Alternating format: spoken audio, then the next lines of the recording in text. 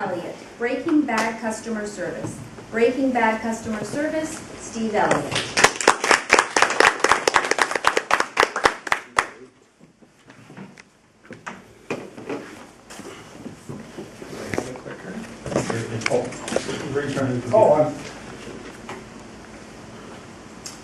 Good evening, fellow Toastmasters, and welcome guests. For those that may be wondering, I'm not going to spoil Breaking Bad for you with my presentation, so there's no need for any spoiler alerts before we start.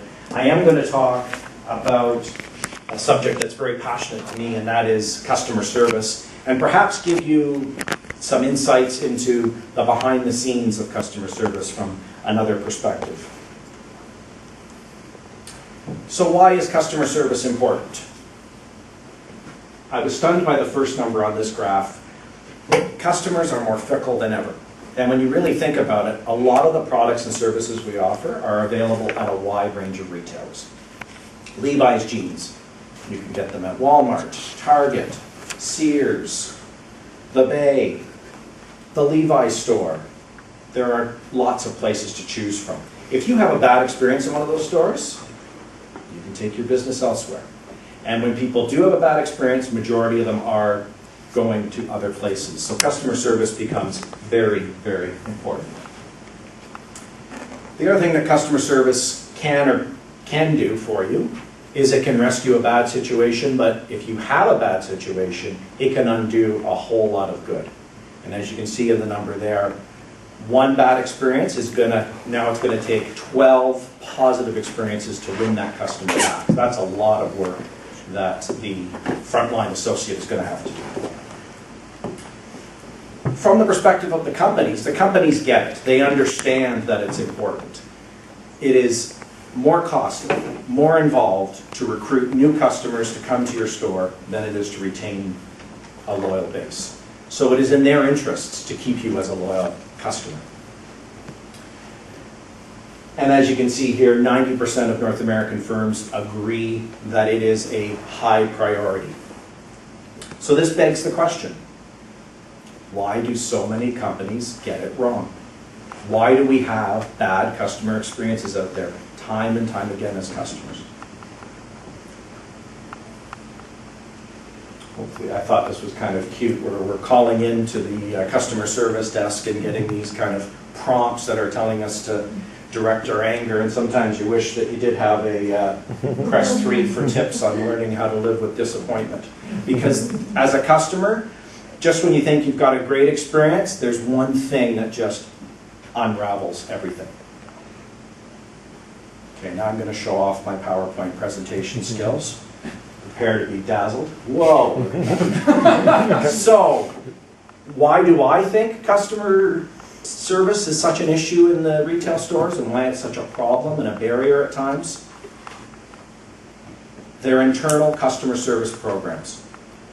Retailers love their programs. Look at this, not even looking. Hopefully it's going up. It's going up?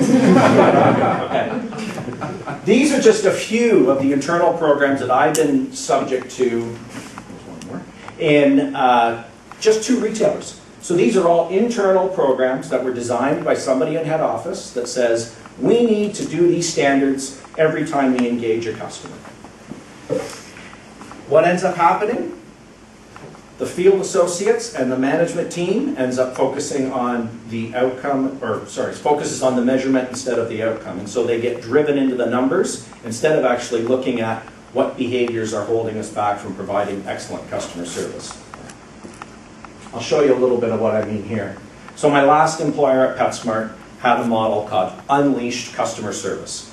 And there were the 5 behaviors that they wanted every single associate to do with their guests. Now when you look at those, you think, oh, that's not too difficult, I can do that. There are some challenges with that model, and I'm going to highlight a few for you. You're a repeat customer, and I'll give you an example. I shopped in a PetSmart store. I was the proud pet parent to Taz, who was a German Shepherd mix. And so I'd go in there from time to time to get treats. Every time I went in there, get to the checkout counter, nice associate, what kind of dog do you have? Oh, I have a German Shepherd. How old is he? Oh, he's 7. What's his name? His name's Taz. What's his favorite treat? Oh, the one I'm buying there. Oh, excellent. And off I went. Now, the first time that happens, I go, oh, that was interesting. They interacted with me. They got to know my pet a little bit. I wasn't just a number to them. I go in there a few weeks later. Cashier greets me again. Hi. Who are you shopping for today? Oh, my 7-year-old German Shepherd. What's his name? Taz. What's his favorite treat? Oh, it's right there on the conveyor belt. Oh, excellent. Thanks for coming. Geez, that was the same experience I had last time. And this is the problem with customer service models, is they do not allow for any creativity. Now, granted, it was a different associate, but I'm getting the same experience as a customer. And what does that lead me to feel?